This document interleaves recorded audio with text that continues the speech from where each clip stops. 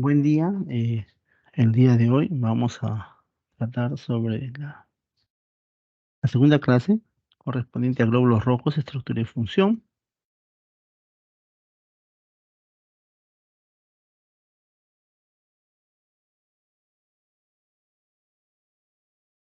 Al cabo de esta clase deberían ustedes ser capaces de poder identificar y explicar la estructura del glóbulo rojo,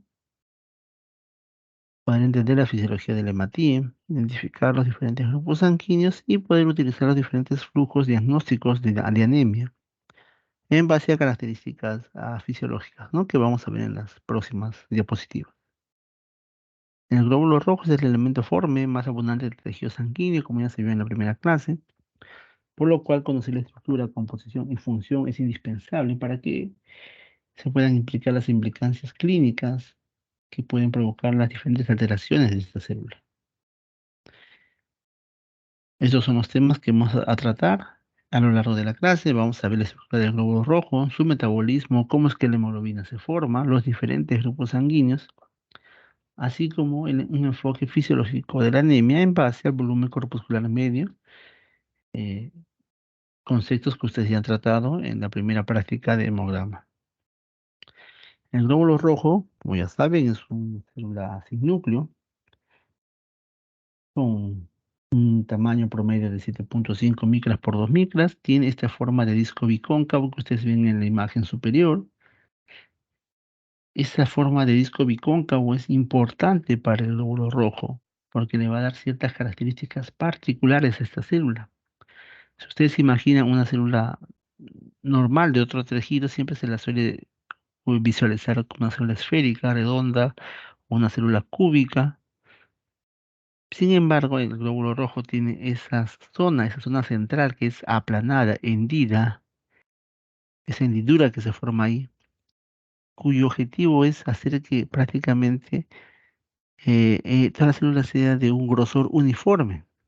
¿Y por qué sucede esto? ¿O cuál es la razón de que el glóbulo rojo adquiere esta forma? Ya que al uniformarse el grosor de esta célula, digamos, hace que toda la hemoglobina, que es el contenido principal del glóbulo rojo, esté distribuida uniformemente y esté en contacto más estrecho con el oxígeno y pueda ser captado fácilmente. Ustedes se imaginan que ese glóbulo rojo fuera redondo completamente, se darían cuenta que las moléculas de hemoglobina que se encuentran en el centro del glóbulo rojo, si fuera completamente redonda, estarían más alejados de la superficie y por lo tanto tendrían menor contacto con las moléculas de oxígeno que están alrededor. En cambio, las moléculas de hemoglobina que se encuentran en la periferia están mucho más cerca de la superficie y por lo tanto serían más cerca al contacto con las moléculas de oxígeno. Es por eso que esta forma de disco bicóncavo es fundamental, porque mejora la relación superficie-volumen. Tiene una mayor superficie sobre el volumen del glóbulo rojo, ¿no? Y además es importante porque le va a dar también otras características de deformabilidad a este glóbulo rojo. Las medidas ya las saben ustedes por el hemograma, está escrito aquí, la cantidad está también.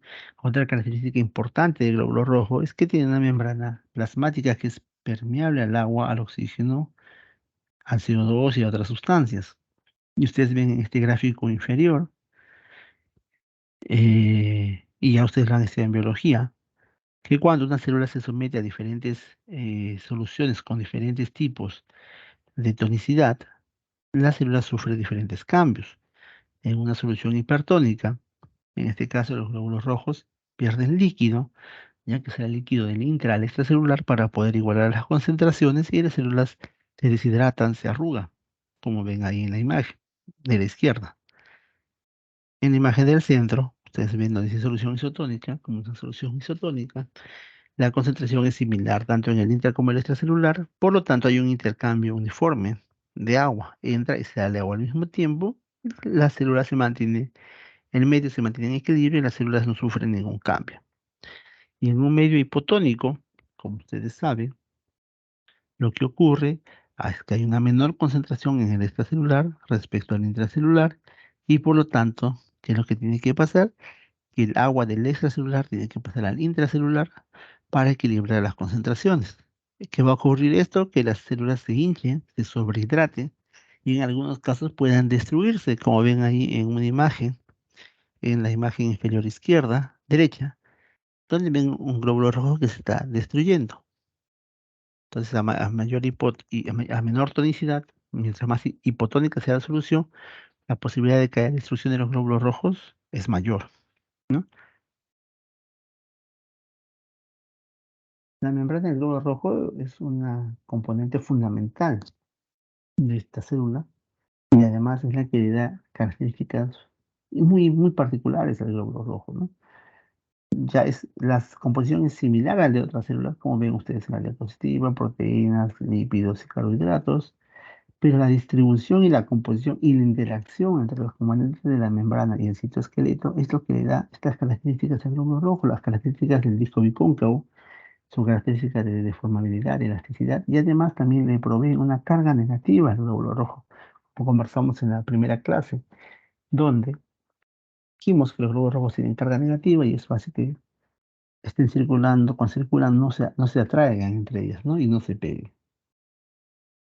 Entonces, estas características de la membrana del glóbulo rojo son fundamentales para que los glóbulos rojos puedan circular por vasos sanguíneos muy pequeños, por capilares, microvasos sanguíneos, y no se adhieren, no se pegan y no se destruyan.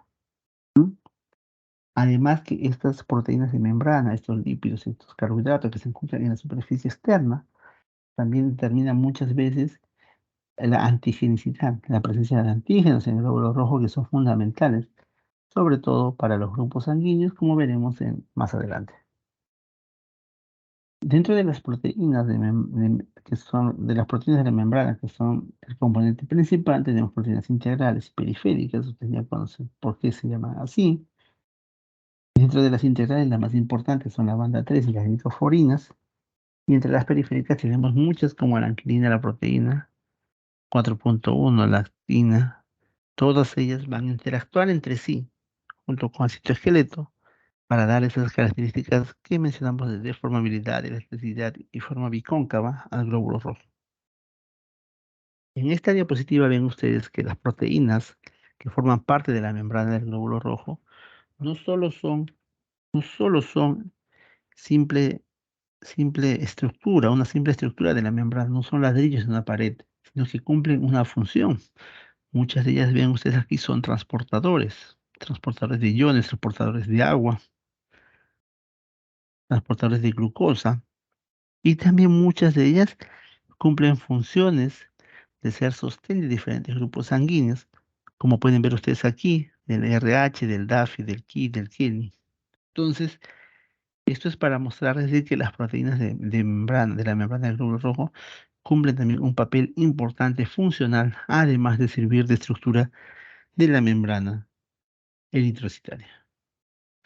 Los lípidos es el segundo componente más importante, y estos lípidos son fundamentales, sobre todo porque le dan esa movilidad a la membrana celular, pero tienen una característica particular, y es que, si ustedes se dan cuenta en este gráfico, la composición de los lípidos, tanto en la cara interna como en la cara externa de la membrana celular, es completamente diferente.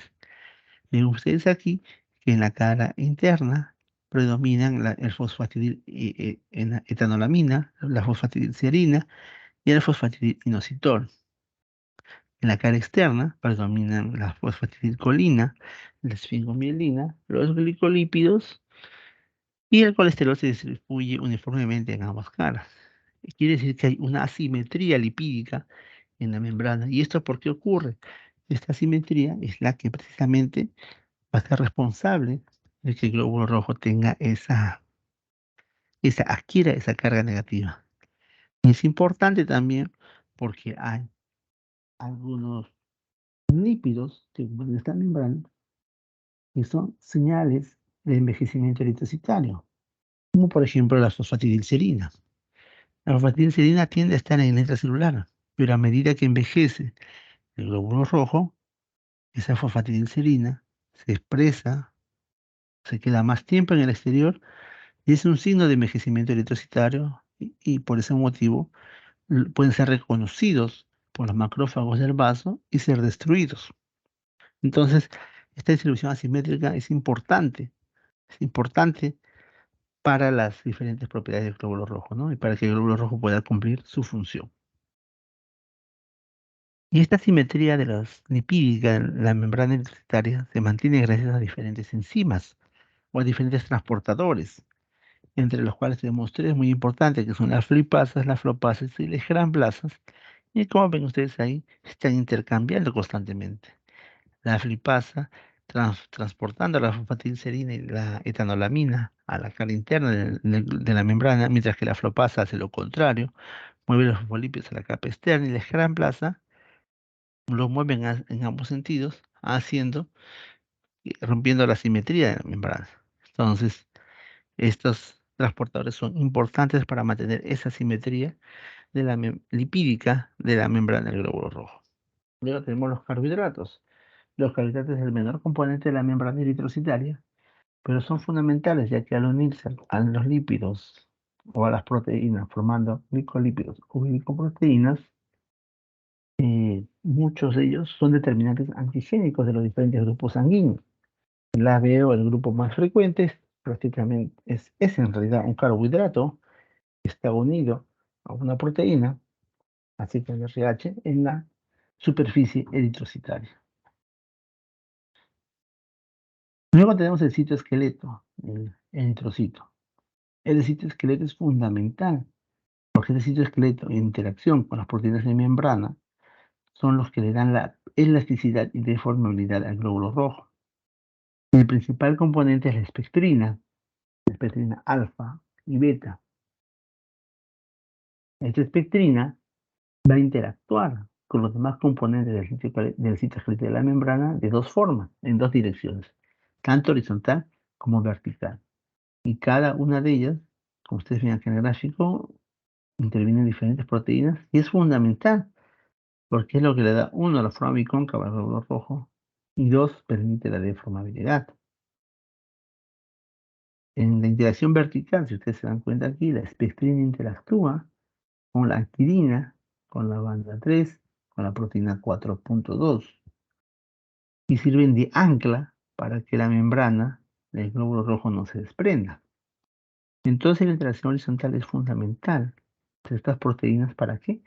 Para que segmentos de la membrana intracitaria queden fijas al, al esqueleto, al citoesqueleto, y no se desprendan y no se separen del glóbulo rojo.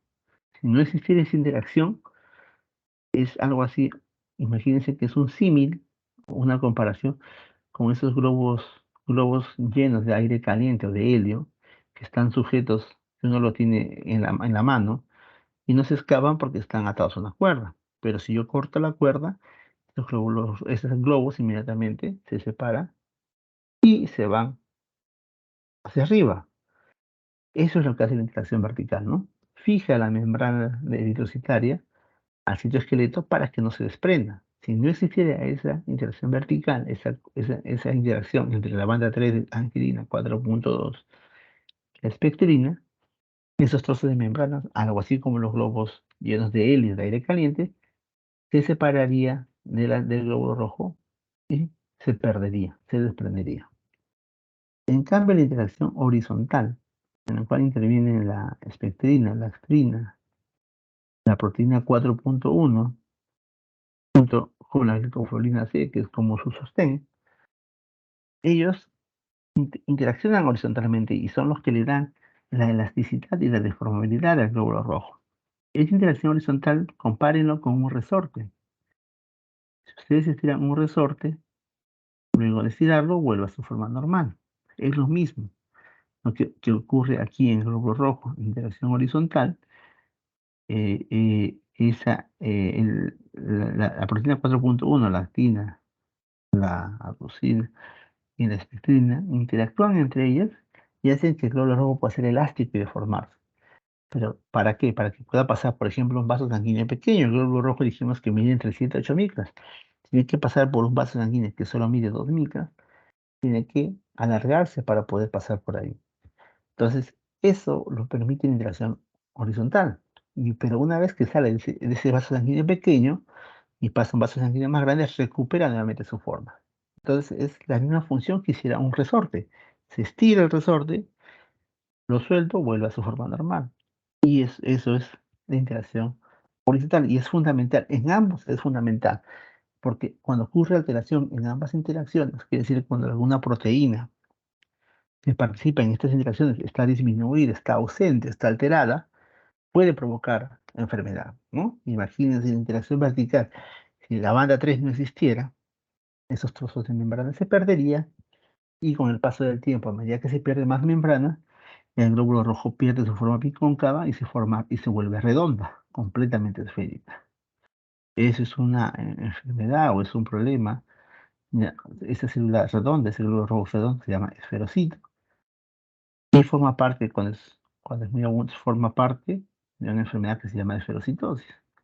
Lo mismo ocurre con la interacción horizontal. Si hubiera un daño en la espectrina, en la actina, en la proteína 4.1 de la glicoforina C, están ausentes, algunas de ellas están dañadas, sería como un resorte viejo. Se estira, se deforma, pero ya no vuelve a su estado original. Entonces, con el paso del tiempo, si ese glóbulo rojo se comporta como un resorte viejo, a la larga, después de pasar una, dos, tres, cuatro, cinco, seis veces por vasos sanguíneos pequeños, se queda completamente deformado y alargado, sin recuperar su forma. Esas formas alargadas de glóbulos rojos se llaman elictocitos. Y vamos a ver en imágenes posteriores, y esa enfermedad se suele llamar elictocitosis. En esta imagen es fundamental para que ustedes se den cuenta de lo que hemos conversado, ¿no? En la imagen de la izquierda ven ustedes unos glóbulos rojos por microscopía electrónica que se ven muy lindos de forma bicóncava. Y en la imagen de la derecha ven ustedes cómo esos glóbulos rojos se deforman en formas tan abigarradas, tan particulares, que permiten que puedan circular por los vasos sanguíneos tan pequeños. Ven ahí un glóbulo rojo que parece una bota, otro que se ha deformado como una U. Y sin embargo, aún así no se han roto. ¿Por qué? Porque esas características de la membrana hacen que tenga esa gran deformabilidad, característica que no tienen otras células.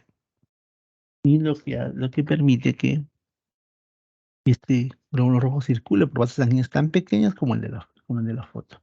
¿Sí? Entonces imagínense que si hay alteración en las proteínas en el citoesqueleto, permite o, o hace de que este glóbulo rojo se pueda destruir fácilmente, ya que no conserva, ya que pierde esta característica. Ahora vamos a hablar sobre el metabolismo del glóbulo rojo. El glóbulo rojo es una célula sin núcleos, sin organelas. La única manera en la que puede tener obtener energía, porque necesita energía porque ustedes han visto que esos transportadores de membrana, esas proteínas requieren ATP, muchas de ellas, para poder funcionar. Entonces, esa energía la vamos a tener a través de la respiración anaerobia, a través de la glicólisis anaerobia. Por lo tanto, la energía, el sustrato fundamental para la energía del glóbulo rojo es la glucosa.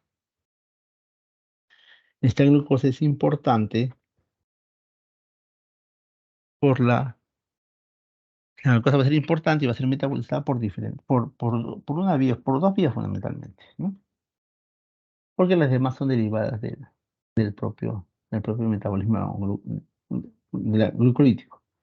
Entonces, la vía principal por la cual la célula va a obtener, el glóbulo rojo va a tener energía a partir de la glucosa es la vía glicolítica anaerobia o llamada vía de Meyerhoff, que va a proveer el 90% del ATP del glóbulo rojo.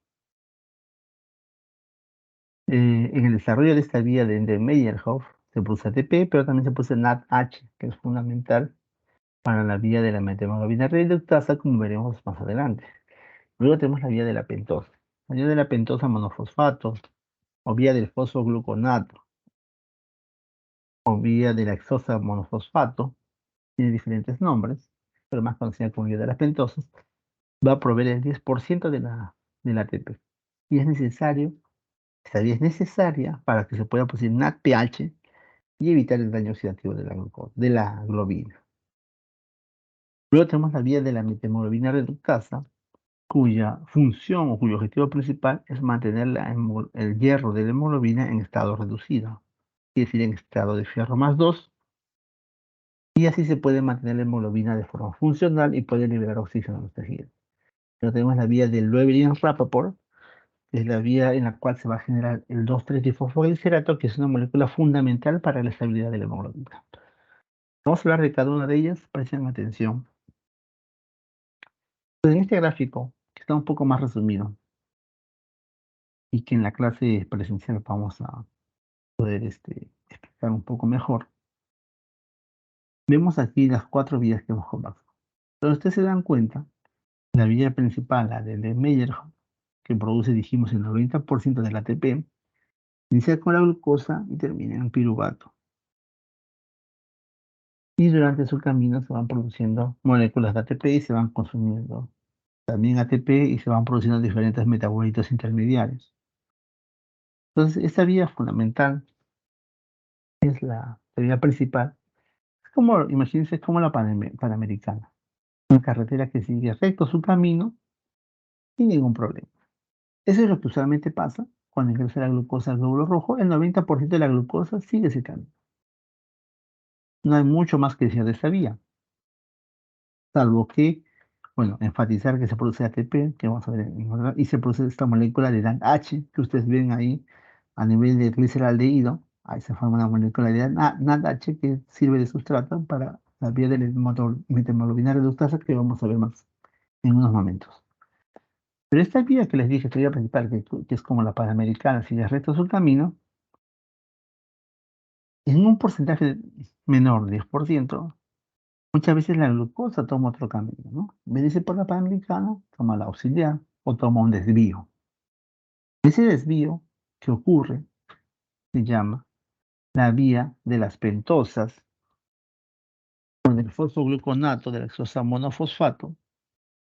Y ese desvío es fundamental. ¿Por qué? Porque va a permitir que se forme una molécula que ustedes ven ahí, no se ve aquí en el gráfico, pero que se forma un sustrato que se llama NADPH.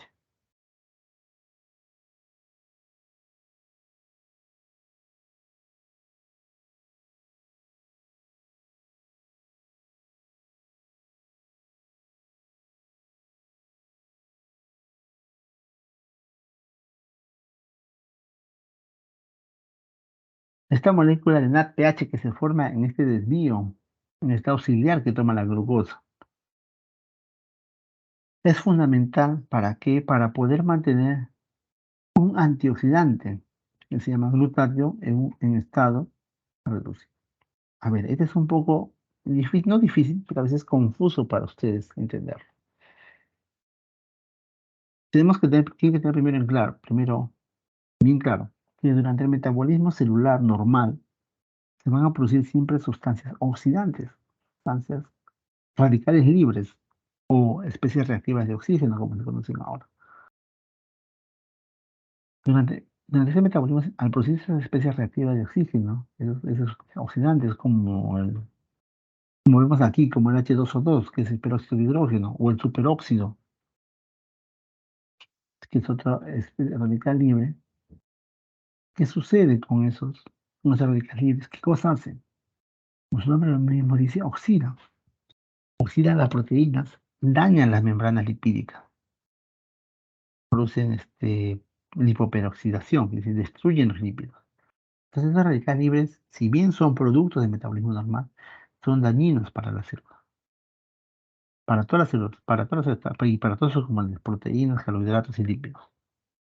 Entonces, ¿qué sucede? El cuerpo cuenta con antioxidantes naturales para poder eliminar el exceso de estos radicales libres, de estas especies reactivas de oxígeno, y evitar que produzca mayor daño.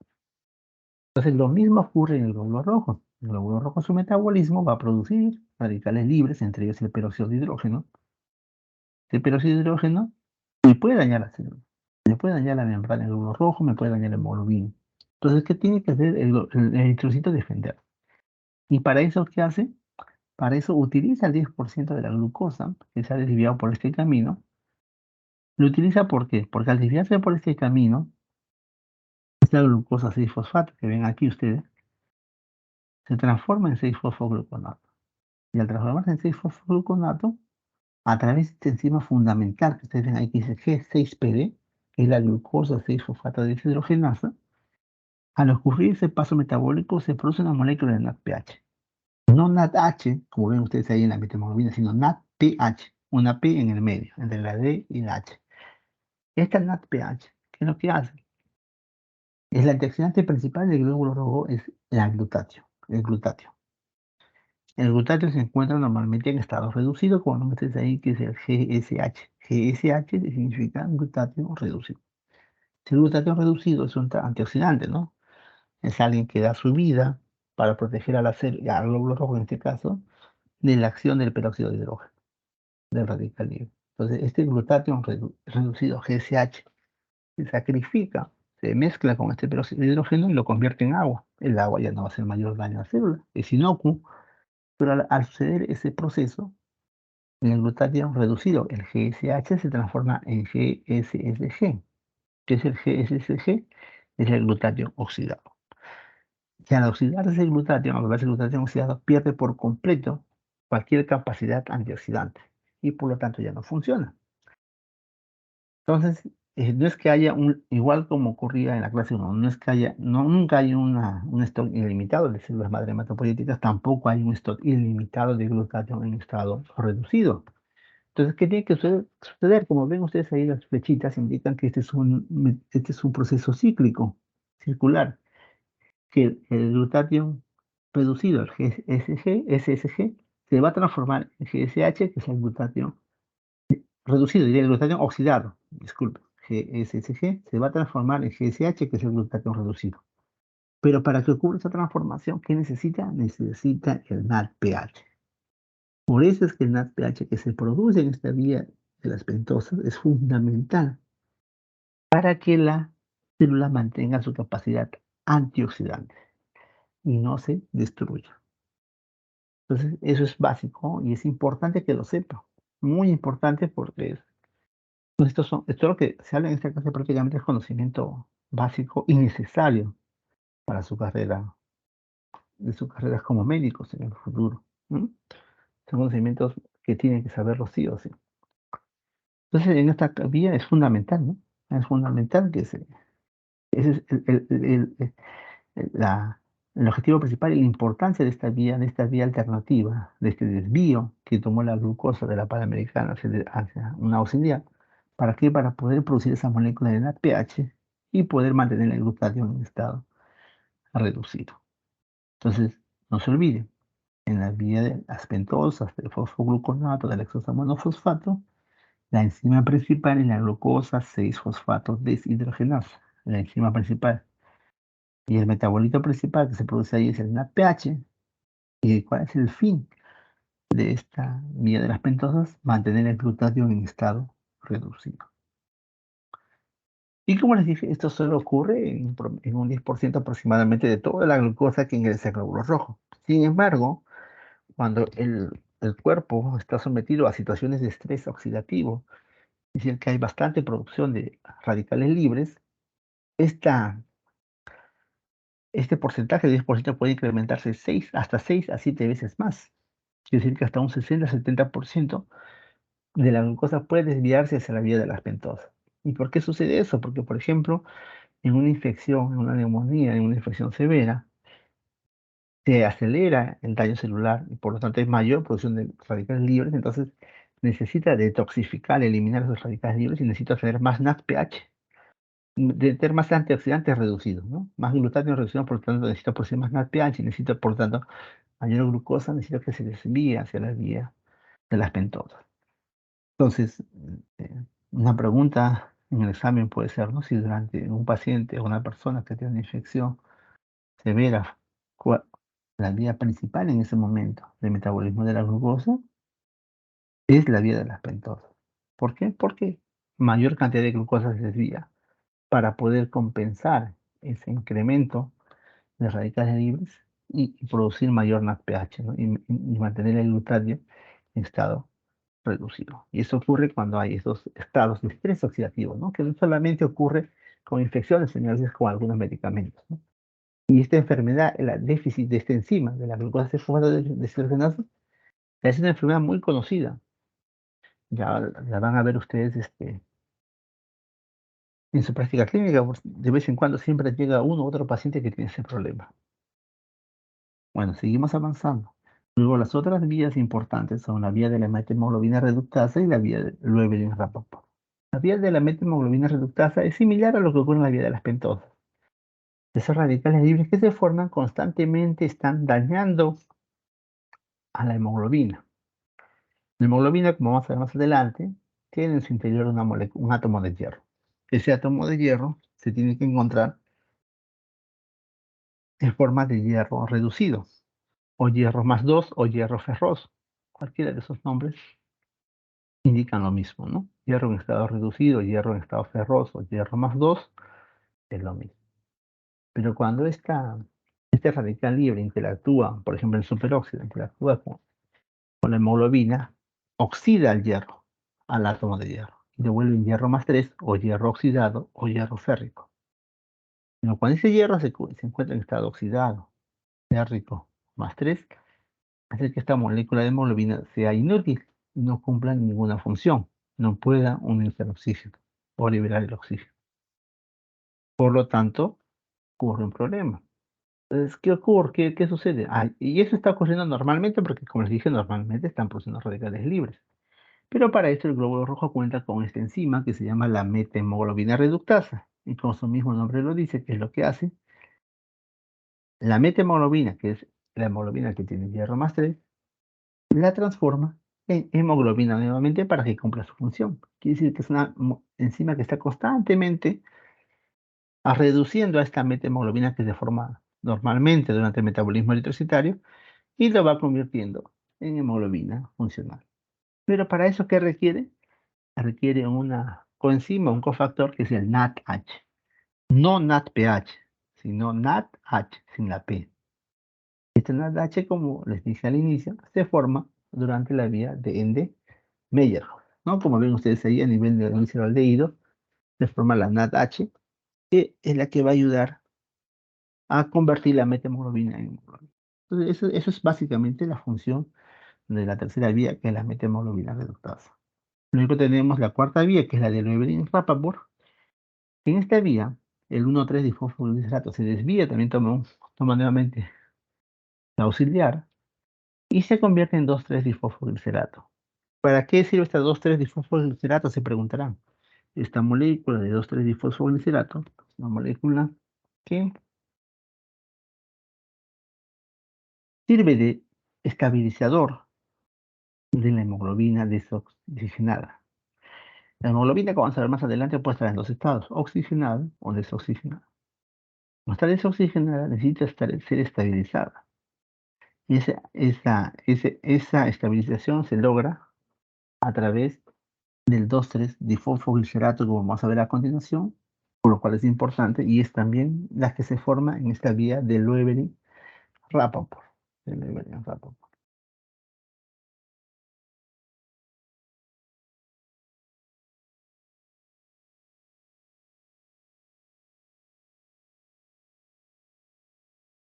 Aquí ven ustedes la vía del Enden-Meyerhof con todas las enzimas que participan durante la vía de Enden-Meyerhof, todas. Es importante que al menos conozcan las primeras enzimas, ¿no? Cómo es que la glucosa se convierte en glucosa y fosfato, se convierte a través de la enzima que se llama exoquinasa, ¿no? Exoquinasa o exoquinasa, lo que hace es convertir la glucosa en glucosa 6-fosfato.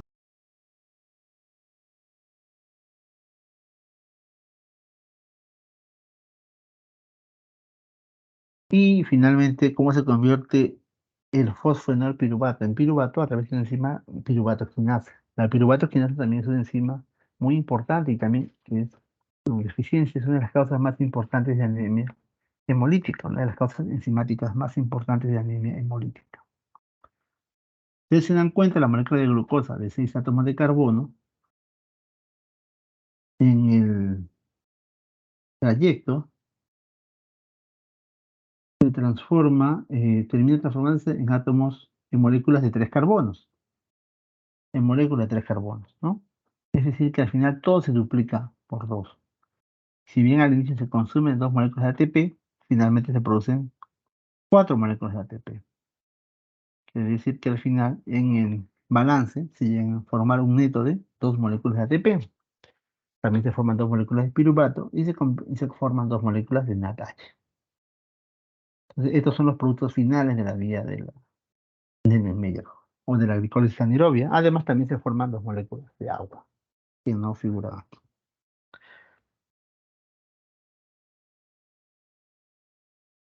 En ese gráfico ven todo lo que hemos conversado, ¿no?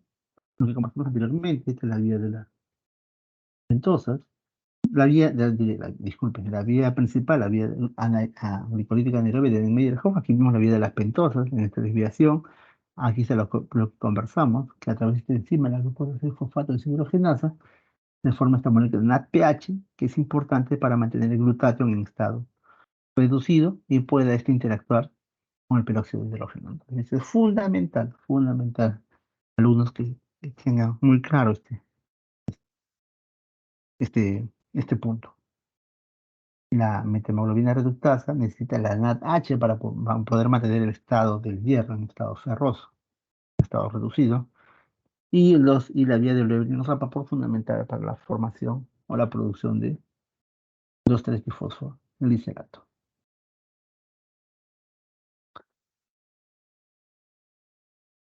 ¿Qué más tenemos que saber? El eritrocito, en fu- su función, en su ciclo de vida, que dijimos que es de 120 días aproximadamente, necesita en la formación de los glóbulos rojos, es decir, durante las primeras etapas de la eritropoyesis, los primeros precursores eritroides requieren vitaminas para poder producirse. Entre esas vitaminas, las fundamentales son la vitamina B12, el ácido fólico, la vitamina B6, ¿no? El B12 y el ácido fólico son fundamentales para la formación de ADN, mientras que la vitamina B6 es fundamental para la síntesis de purina, que son partes del grupo EN, que vamos a ver más adelante. Entonces, es muy claro esto, ¿no? Que en el eritrocito, en la producción de eritrocitos se requieren diferentes factores de maduración. Uno de ellos, o dos de ellos más importantes, la vitamina B12 y el ácido fólico, y otros como la vitamina B6, fundamental para la formación de la hemoglobina.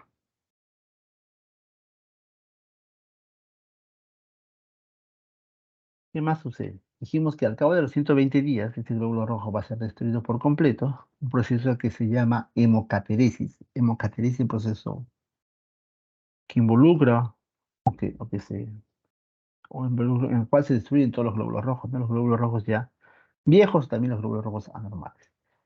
¿Y dónde se destruyen estos glóbulos rojos? Estos glóbulos rojos se van a destruir fundamentalmente en el vaso. El vaso tiene dos funciones importantes. La primera función es servir como reservorio de las células de la sangre. Puede ser almacén tanto de glóbulos rojos como de plaquetas. Y cuando hay algún estímulo, alguna necesidad, estos glóbulos rojos y plaquetas pueden salir hacia el exterior e incrementar sus cantidades. ¿M? Y la otra función importante es que sirven, es el lugar donde se destruyen los glóbulos rojos, viejos o anormales, principalmente. Entonces ven ustedes aquí que el vaso tiene diferentes zonas, la pulpa roja y la pulpa blanca. Pulpa blanca son más que todo linfocitos y la pulpa roja son fundamentalmente senos, o sea, vasos sanguíneos, sinusoides, vasos sanguíneos cargados de sangre, por eso es el color. ¿Y qué es lo que hay en estos senos, en estos senos venosos, en esta pulpa roja? Como ven ustedes en este gráfico de la derecha, ven ahí que están llegando unos glóbulos rojos a través de las arteriolas e ingresan a los sinusoides esplénicos. Los sinusoides esplénicos son vasos sanguíneos bien tortuosos. ¿Por qué son? Y ven ahí que tienen como una especie de aberturas por donde ingresan. Entonces, el, el glóbulo rojo, el vaso, esta parte de la pulpa roja del vaso, es como un gran filtro, como una gran esponja, como un gran filtro, como un colador, por el cual van a pasar solamente las células rojas normales. Las viejas o anormales van a quedar atrapadas o van a ser destruidas, como ven ahí. Los glóbulos rojos, que son redonditos, ingresan y salen. Pero aquellos que son deformes o anormales, se quedan atrapados y son destruidos. Entonces, la pulpa roja es un gran papel filtro, ¿no? Es un colador en el cual va a discernir y sacar solamente las células, va a dejar pasar o va a dejar sobrevivir solamente los glóbulos rojos normales. Y eso va a ocurrir muchas veces durante la vida del glóbulo rojo, ¿no? Una y otra vez entra por ahí y apenas tiene una alteración, es eliminado. El vaso tiene esa función muy importante.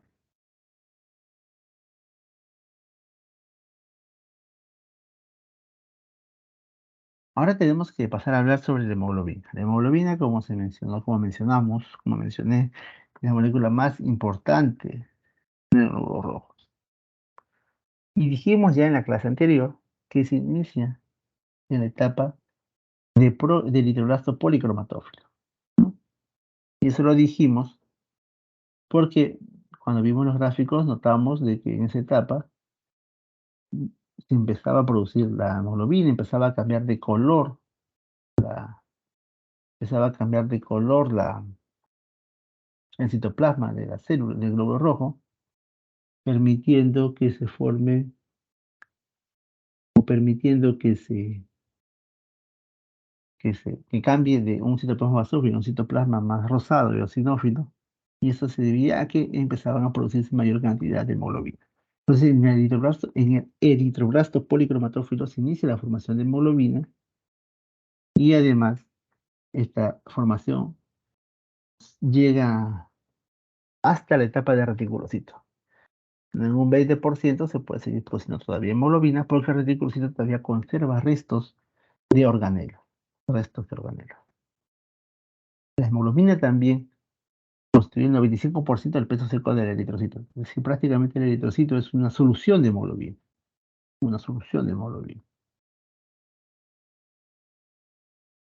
Y aquí ven ustedes las constantes corpusculares de del glóbulo rojo, la hemoglobina corpuscular media, la hemoglobina corpuscular media, la concentración de hemoglobina corpuscular media, que ya la hemos visto o que ya la han visto, mejor dicho, en la clase de práctica, ¿no? Y ustedes ya tienen que tener muy claros los conceptos. Cómo es que se calcula, qué significa cada una de ellas y cómo es que se calcula. Entonces, aquí quiero que presten mucha atención, mucha atención. Muy importante esta parte. La hemoglobina, la molécula principal, no es solo una simple cadena de proteína. No. Ustedes se dan cuenta ahí en el gráfico, hay 4 unidades. Nosotros llamamos hemoglobina a estas 4 unidades en conjunto. Una sola de esas unidades no forma la hemoglobina. La hemoglobina son las 4 unidades. Es como una mesa de 4 patas. Las 4 patas tienen que estar presentes para que se pueda llamar hemoglobina. Entonces la hemoglobina es un tetrámero. ¿Por qué? Porque tiene 4 unidades. Y dentro de cada unidad, ¿por qué está compuesto? Está compuesto por una cadena de proteínas, una cadena de aminoácidos, como ustedes ven ahí, que son esos color rosado, celeste o morado, púrpura, claro, que están dando vueltas, que son las cadenas de proteína, que son 2 cadenas iguales, dos cadenas iguales de cada tipo. Y dentro de esa cadena ven ustedes que hay como un rectángulo. Ese rectángulo es el grupo M. Dentro de ese rectángulo ven ahí como un círculo. El círculo es el átomo de hierro. Entonces, cada unidad de hemoglobina, cada unidad de hemoglobina que tiene un grupo M que está formado por la protoporfirina 9 con un átomo de hierro en su centro, rodeado por una cadena de aminoácidos que son las cadenas de globina. Entonces, una unidad globina una cadena de hemoglobina, solo una cadena, está formado por esta cadena de polipéptidos y el grupo E, compuesto por protoporfirina 9 y un átomo de hierro. Y 4 de estas unidades forman una molécula de hemoglobina. Las cadenas de globina pueden ser de varios tipos, pero las más principales son la alfa y la beta. Y siempre son 4, pero 2 son igual. Es decir, si es una mesa de 4 patas, 2 son amarillas, 2 son verdes, o 2 son azules, 2 son rojas. Esa es la forma, la distribución.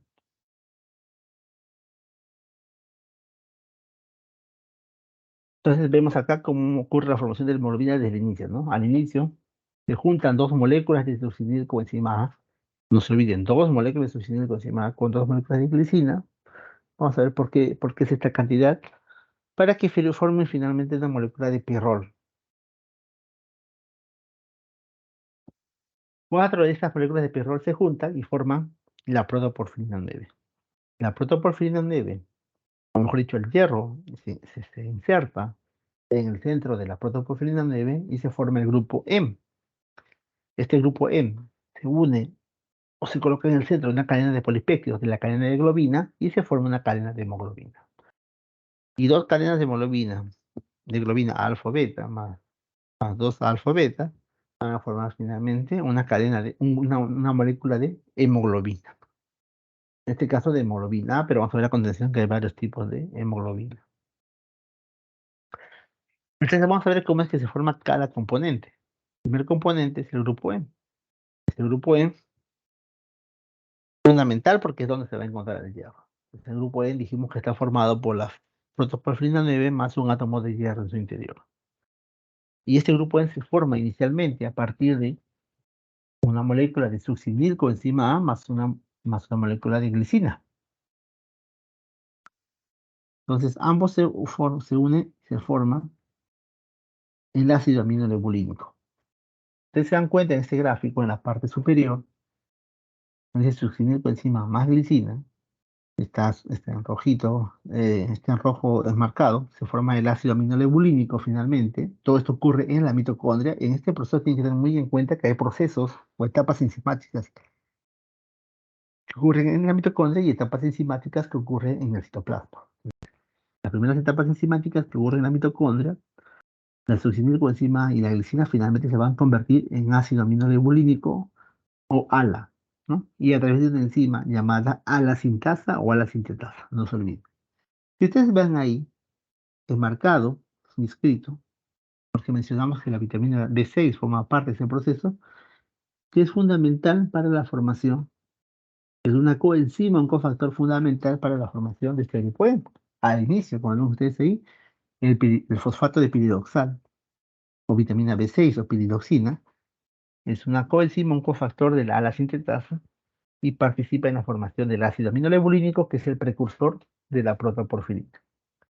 Luego este ácido aminolebulínico sale al citoplasma y en el citoplasma dos moléculas de ácido aminolebulínico, por eso es que en el gráfico anterior mencionaban dos glicinas y dos succinilcoenzima como un resumen, dos moléculas de ácido aminolebulínico se juntan y a través de la enzima ala de hidratasa o deshidratasa, se forma el porfobilinógeno o pirrol. Este pirrol, dijimos anteriormente, 4 días se unen, como ven ustedes ahí, el pirrol es una molécula cíclica, 4 días se van a unir y como ven en el gráfico de la izquierda, en la parte inferior, se forma como un anillo o un espacio en el centro. Esa es la molécula de protoporfirina. Esta molécula sigue nuevamente diferentes procesos en el citosol y finalmente reingresa nuevamente a la mitocondria en forma de coproporfirinógeno y finalmente se convierte en protoporfirina 9. Y en el último paso, esta protoporfirina 9 se une al hierro, o el hierro, mejor dicho, se adhiere al centro de este anillo y eso ocurre a través de la ferroquelatasa, que es otra enzima importante, la ferroquelatasa. La ferroquelatasa hace que el hierro se una a la protoporfirina 9 y finalmente se forme la molécula del grupo E. Finalmente se forma el grupo E. Entonces ya vimos cómo es que se forma uno de los componentes de la hemoglobina, en este caso, el grupo M. Luego tenemos que ver el otro componente. El otro componente son las cadenas de globina. Las cadenas de globina son proteínas, entonces ustedes ya saben cómo se forman las proteínas, ¿no? A partir del ADN se forma el ARN mensajero, posteriormente el ARN mensajero se traduce en proteínas a través de los ribosomas junto con el ARN de transferencia y se forma una proteína. Eso es algo ya que ustedes conocen y un poco más simple. Pero entonces, ¿qué nos interesa saber? Si son proteínas, nos interesa saber dónde están localizados los genes que codifican estas proteínas. Entonces, en el caso de las cadenas de globina, los genes están localizados en dos cromosomas principalmente, el 11 y el 16.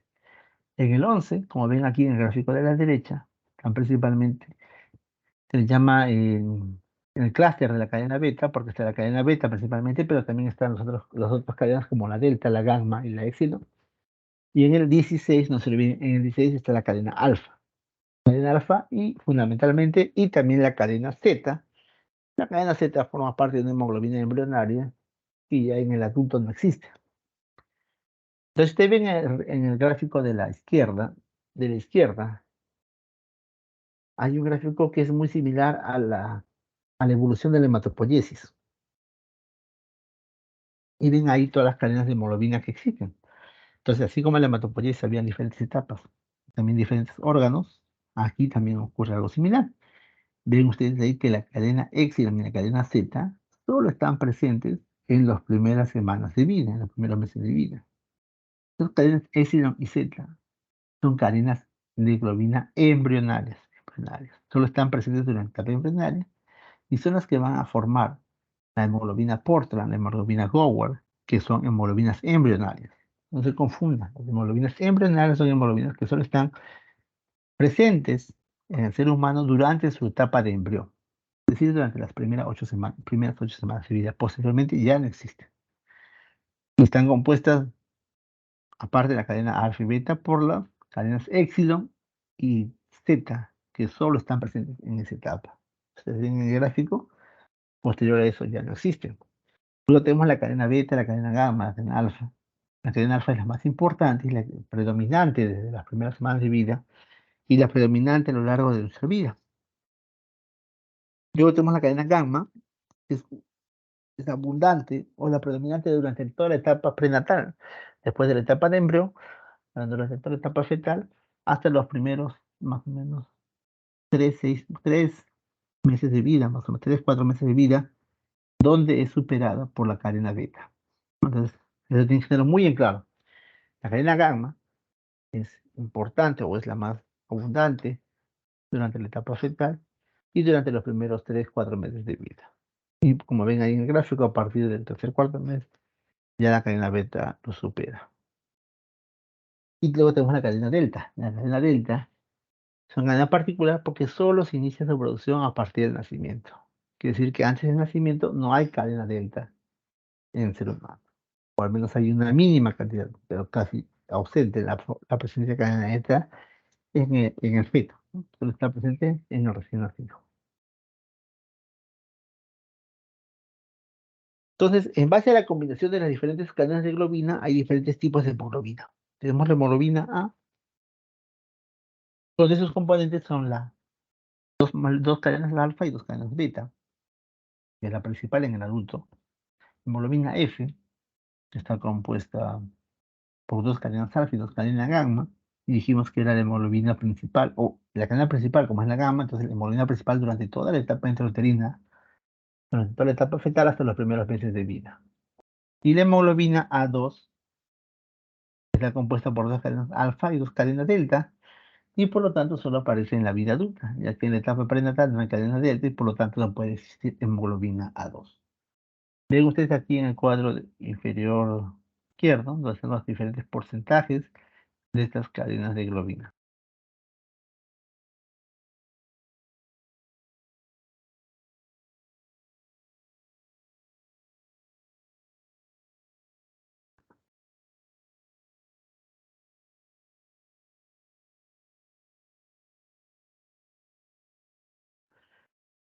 Entonces,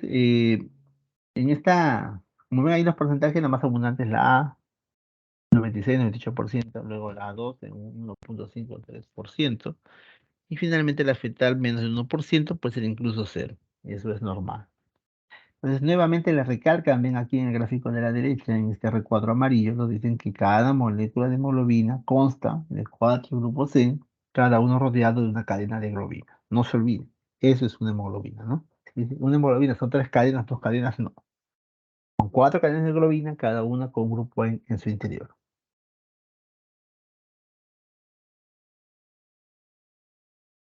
Luego, la hemoglobina es fundamental para el transporte de oxígeno, principalmente.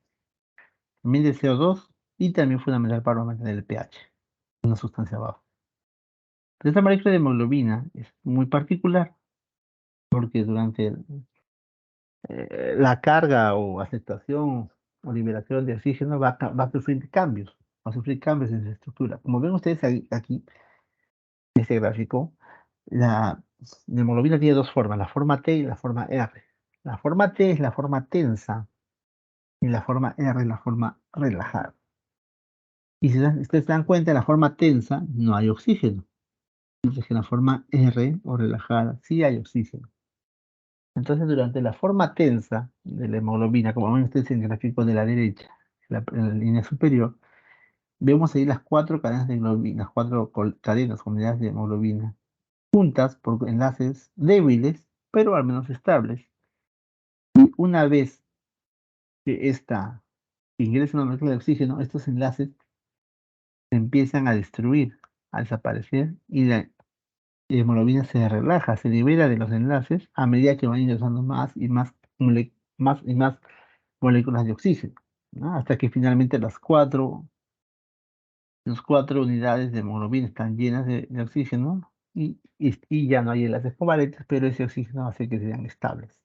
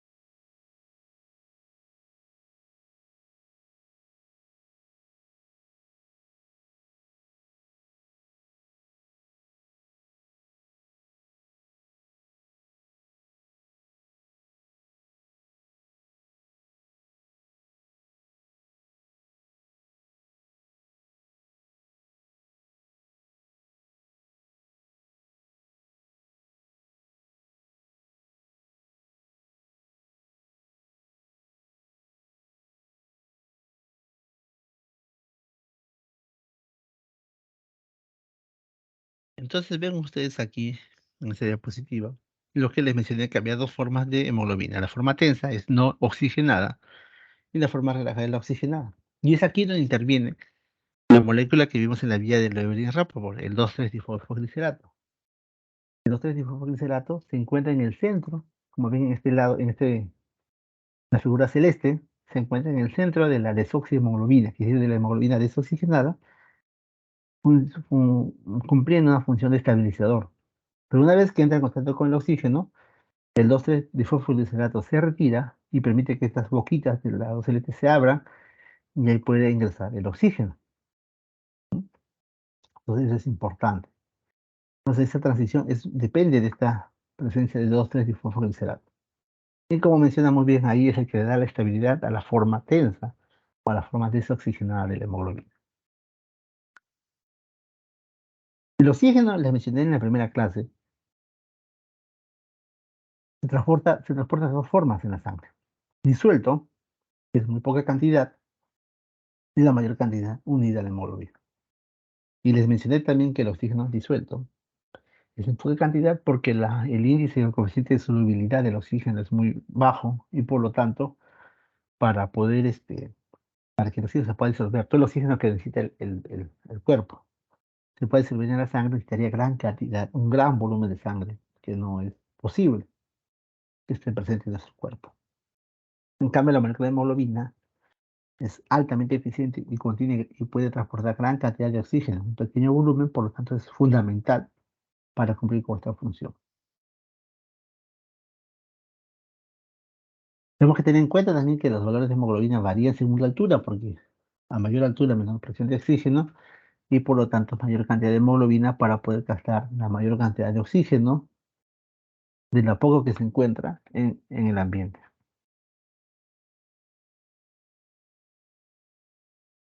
Luego el CO2, también mencioné la clase anterior, que se transporta fundamentalmente en forma de bicarbonato, como vemos aquí en un 80-90%, y el resto disuelto o unido a las proteínas. Cuando se une a las proteínas, esa proteína lleva el término de carbamino, ¿no? En el extremo N, en el extremo amino terminal. El CO2 se une, el dióxido de carbono, y se forma un grupo de carbamina, ¿no? Entonces, cuando está unido a la hemoglobina, el CO2, esta hemoglobina se pasa a llamar carbamino hemoglobina. Pero no vamos a centrar en el bicarbonato, que es la forma principal cómo se transporta. Y este transporte ocurre fundamentalmente o interviene una enzima, que es la anidrasa carbónica. La anidrasa carbónica tipo uno que es la enzima más importante en el glóbulo rojo, la que está presente en el glóbulo rojo. Porque hay varios tipos de anidrasa carbónica, pero la tipo uno es la que está presente en los eritrocitos. ¿Qué es lo que hace esta anidrasa carbónica? Es una enzima que actúa en ambas direcciones, bidireccional, y permite, a través de la formación del CO2 más el agua, la formación de bicarbonato, de ácido carbónico, posteriormente bicarbonato, y también hace que se produzca el paso previo, que el ácido carbónico se transforme en CO2 más agua. Todo esto tiene una explicación, un fundamento, y es el efecto Bohr.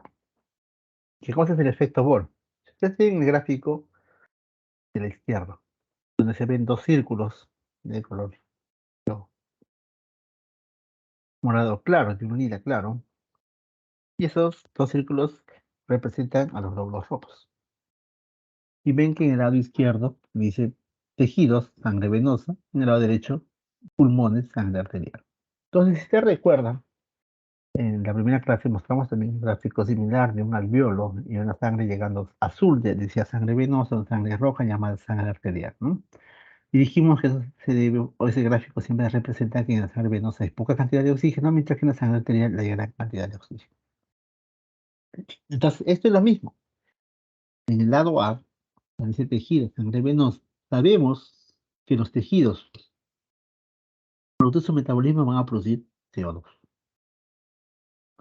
Este CO2 es alto en gran cantidad en la sangre venosa, porque es la que recoge todos los desechos celulares.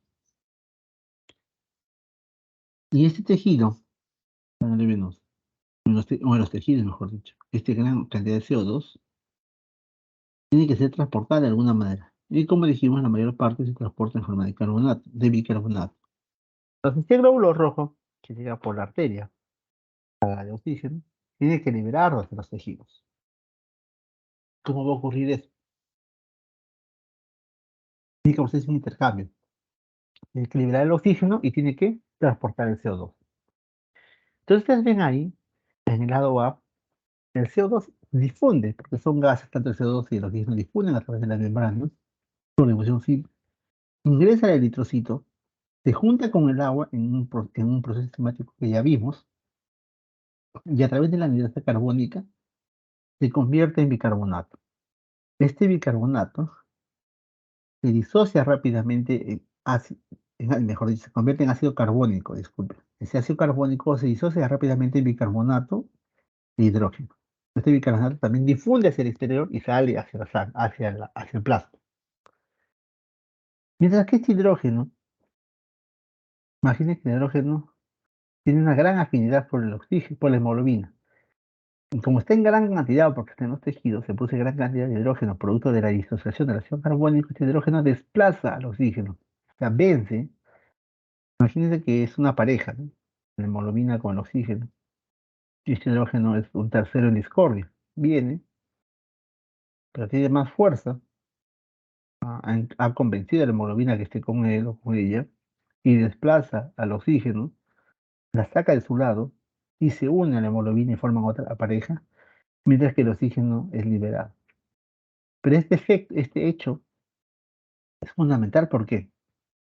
Porque al unirse a la hemoglobina y liberar el oxígeno, este oxígeno queda suelto y puede por fin, estando libre, difundir hacia el exterior e ir a los tejidos que lo necesitan. Porque ¿cuál es el fin de la hemoglobina? El fin de la hemoglobina es transportar el oxígeno y llevarlo hacia los tejidos o hacia las células que lo necesitan. Pero no es que se quede la hemoglobina todo el tiempo con el oxígeno y que no la suelte, no, tiene que liberarlo. Pero la hemoglobina no sabe cuándo liberarlo, es un ser pensante, es una molécula. ¿Cómo lo libera? ¿O cómo sabe que debe liberarlo? Porque en esta célula, en esta parte de la circulación donde ya hay gran cantidad de CO2 y se forma gran cantidad de bicarbonato, ese hidrógeno que tiene en exceso desplaza el oxígeno. Es una señal para que la hemoglobina libere el oxígeno y el oxígeno pueda salir e ir hacia los tejidos a cumplir su función.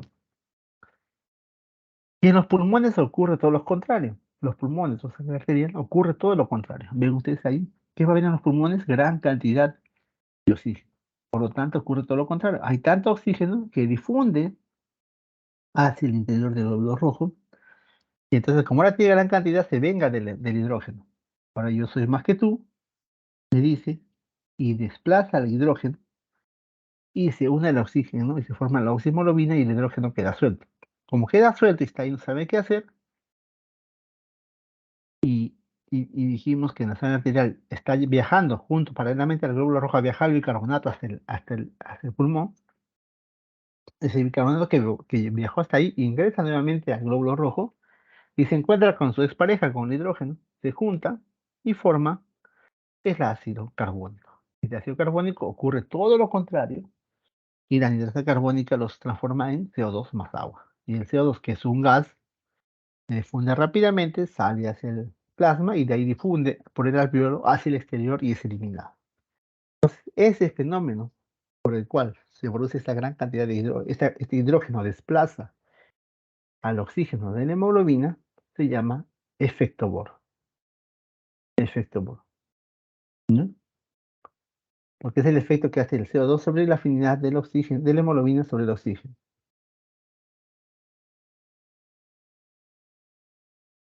Es decir, este hidrógeno desplaza el oxígeno de la hemoglobina y permite que sea liberado y por lo tanto permite que difunda hacia los tejidos, ¿no? Entonces ese fenómeno es el efecto Bohr y es fundamental, fundamental en el intercambio de gases, ¿no? Tienen que tener esto muy claro. La molécula de hemoglobina, con toda su complejidad, su función es incluso mucho más compleja e interesante, porque no solo transporta, o sea, su efecto aparte de transportar, tiene que liberar esa hemoglobina, tiene que liberar ese oxígeno directo. Y ese oxígeno, para ser liberado, requiere esa señal que se la da el exceso de hidrógeno en la célula a nivel de los tejidos, para que pueda liberar el oxígeno, ¿no? Eso es importantísimo y tienen que tenerlo muy claro. A lo largo de su carrera van a hablar mucho de esto. Si alguien se dedica a la parte de intensiva, a la de medicina intensiva o ramas afines, tienen que dominar muy bien esta parte. Y en el gráfico de la derecha vemos una tabla, un gráfico con un eje horizontal y un eje vertical. En el eje horizontal vemos que es la presión de oxígeno y en el eje vertical vemos la concentración la concentración de saturación de hemoglobina, de saturación con oxígeno. A eso se refiere. Entonces ven ustedes ahí que a mayor presión de oxígeno en la sangre hay mayor saturación de hemoglobina. Quiere decir, si yo tengo más oxígeno en mi sangre, va a haber más hemoglobina unida al oxígeno, ¿no? Eso es importante. Es importante que lo sepan por lo que vamos a hablar a continuación. Entonces ven aquí un gráfico, lo mismo que el gráfico anterior, y ven ustedes que dicen izquierda, derecha. ¿Qué significa eso? Ustedes ven ahí en ese gráfico la línea roja continua, digamos que es la normal, y las líneas punteadas son líneas que se han desviado del camino normal. ¿Qué ocurre? Dijimos que el eje horizontal es la presión de oxígeno en la sangre y el eje vertical es la saturación de hemoglobina con oxígeno. Y dijimos que a mayor presión de oxígeno, mayor saturación, mayor unión de hemoglobina, de oxígeno a la hemoglobina. Entonces hay un concepto ahí que ustedes ven P50. ¿Qué es el P50 que menciona ahí? El P50 es la presión de oxígeno a la cual el 50% de la hemoglobina se encuentra unida, se encuentra saturada. Entonces quiere decir, ¿a qué presión de oxígeno de mis 100 moléculas de hemoglobina, 50 están llenas de oxígeno? Eso suele ser alrededor de 35, más o menos 38 milímetros de mercurio. Entonces, cuando ocurren cuatro eventos, solamente son cuatro características que tienen que también aprenderlos muy bien. No solo porque va a venir en el examen de todas maneras, sino porque también es básico en su formación clínica. Esto lo van a ver todos los días cuando vayan a los hospitales, todos los días. Ven ustedes ahí que hay cuatro eventos que alteran esta afinidad de la hemoglobina por el oxígeno, y son la temperatura, la presión de CO2, el 2,3-difosfoglicerato y el pH. Entonces, cuando esta P50 se desvía hacia la derecha, es decir, que se incrementa, porque si se va hacia la derecha, como ven ahí en la parte derecha precisamente, es decir, que necesito mayor presión de oxígeno para poder llenar al 50% mi tanque de hemoglobina. Se va a incrementar y quiere decir, por lo tanto, que la afinidad de esta hemoglobina por el oxígeno ha disminuido. Ha disminuido esa afinidad. ¿Por qué? Porque necesito mayor cantidad de hemoglobina para poder llenarlo. ¿Y quiénes incrementan este P50 o disminuyen esta afinidad? El incremento de la temperatura, es decir, fiebre, el aumento del CO2, el aumento del 2,3-difosfoglicerato y la disminución del pH, es decir, la acidosis. Entonces, esos cuatro eventos hacen que esta curva de hemoglobina se desvíe hacia la derecha, como bien dice aquí en el gráfico, y por lo tanto pierda su afinidad, y a menor afinidad va a soltar el oxígeno mucho más fácil. Y es lo que hemos visto en el gráfico anterior, el efecto Bohr, ¿no? El efecto Bohr, el incremento de los iones de hidrógeno, que hacen un incremento de iones de hidrógeno, disminuyen el pH, y por lo tanto hacen que el oxígeno sea liberado fácilmente. Y ocurre todo lo contrario cuando la curva se desvía hacia la izquierda, quisiera, cuando disminuye el P50. Entonces, a menor P50, a menor presión de oxígeno para poder llenar más mi tanque, es decir, que esta hemoglobina tiene mayor afinidad. Entonces, menor P50 significa mayor afinidad de la hemoglobina por el oxígeno. Y entonces esto se incrementa cuando hay temperatura baja, es decir, hipotermia, cuando hay disminución de la temperatura, cuando hay disminución del CO2, cuando hay disminución del 2,3-difosfoglicerato, o cuando hay un aumento del pH, quiere decir, cuando hay una alcalosis, una alcalosis. Entonces, no se olviden, eso es fundamental, ¿no? Si se desvía hacia la izquierda, quiere decir que tiene mayor afinidad y por lo tanto no suelta el oxígeno tan fácilmente como debería ser.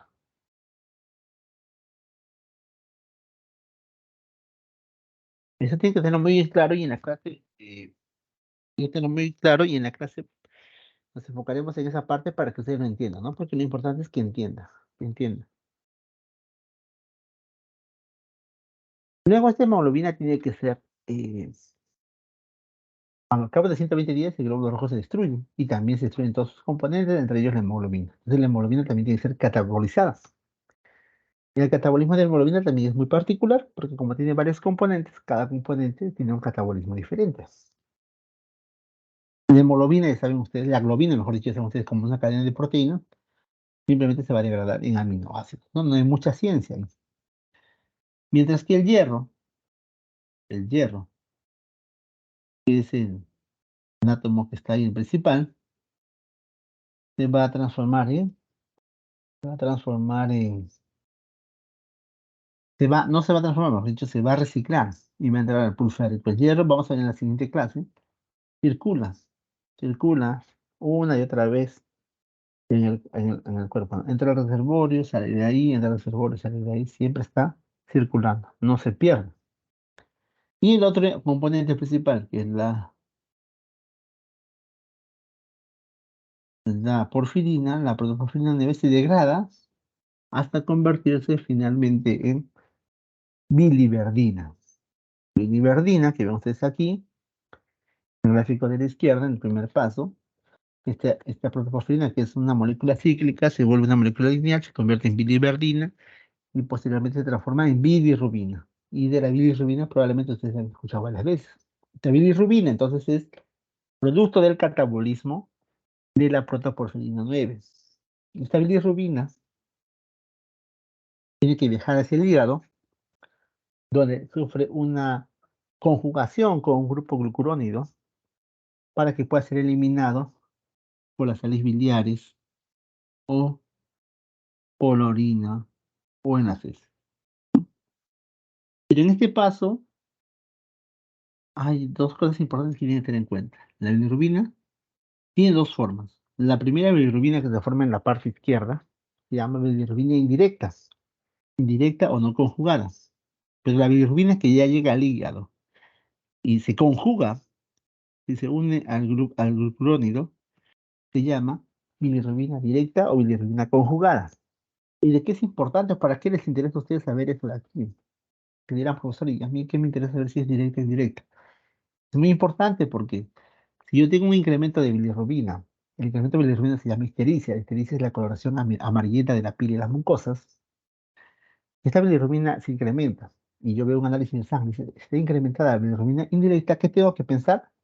Lo que está ocurriendo es probablemente una destrucción incrementada de los glóbulos rojos, porque hay tantos glóbulos rojos que se destruyen que no se da abasto el hígado de conjugarlo y por lo tanto hay un incremento de la bilirrubina indirecta o no conjugada.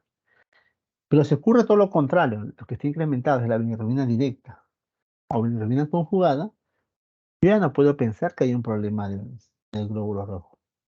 Yo debo pensar que el problema fundamentalmente es un problema hepático de las vías biliares. Es decir, que se está formando normalmente la bilirrubina directa, pero no está siendo eliminada. Tal vez hay una obstrucción en las vías biliares, en los canalículos biliares, o sea, un daño en el hígado, ¿no? Entonces me permite diferenciar mucho, ¿no? A grosso modo, un incremento de bilirrubina directa, indirecta, me indica un daño, un problema hematológico, un problema de los glóbulos rojos, de destrucción de los glóbulos rojos, mientras que un incremento de bilirrubina directa me indica principalmente un problema hepático. Entonces, para eso sirve que ustedes reconozcan, ¿no? Porque ustedes van a ver a un paciente, lo van a ver amarillo, pero con ambos están amarillo. No es que hay un amarillo de glóbulos rojos y un amarillo de hígado, no. Simplemente una coloración amarillenta, ¿no? Entonces, cuando uno hace el análisis de sangre y diferencia que bilirrubina está incrementada, puede orientarse en qué diagnóstico puedo pensar. Para eso es importante que ustedes conozcan y saber cómo es que se produce o por qué se produce esto, por qué se hace esto. Ahora vamos a hablar un poco sobre grupos sanguíneos, pues, algunas cosas puntuales. Grupo sanguíneo, hay muchísimos grupos sanguíneos, ¿ya? Muchísimos grupos sanguíneos. El principal, o vamos a hablar de dos principales, el sistema ABO y el sistema RH. Los grupos sanguíneos simplemente son antígenos que están, como dije, en la superficie de la membrana eritrocitaria. Muchos de ellos son carbohidratos, glucopéptidos, o mejor dicho, glucopéptidos no, carbohidratos, glucoproteínas, glucolípidos. Y estos antígenos, cuando hablamos en el ámbito de la medicina transfusional, para los grupos sanguíneos, a estos antígenos se les llama, a estos antígenos eritrocitarios de los grupos sanguíneos se les llaman aglutinógenos. No es que no sea un antígeno diferente, no simplemente reciben ese nombre y cuando se escuchan la palabra aglutinógeno, quiere decir que está refiriendo a un antígeno que determina un grupo sanguíneo. Y a los anticuerpos que van contra estos antígenos, es decir, contra estos aglutinógenos, se suelen llamar aglutininas. Aglutininas. Entonces, en el sistema BO es importante, el sistema BO se transmite por herencia mendeliana, ¿no? Y puede ser de tres tipos, A, B o el tipo AB, AB también, ¿no? Entonces, es muy importante que ustedes entiendan el concepto de genotipo, fenotipo, ¿no? El genotipo son los genes que tiene la persona y el fenotipo es la característica que expresa la persona. Por ejemplo, a ver, una persona puede tener ojos azules, su fenotipo son los ojos azules, pero hay un gen y es un gen de ojos azules. Yo tengo un gen del papá, de la mamá.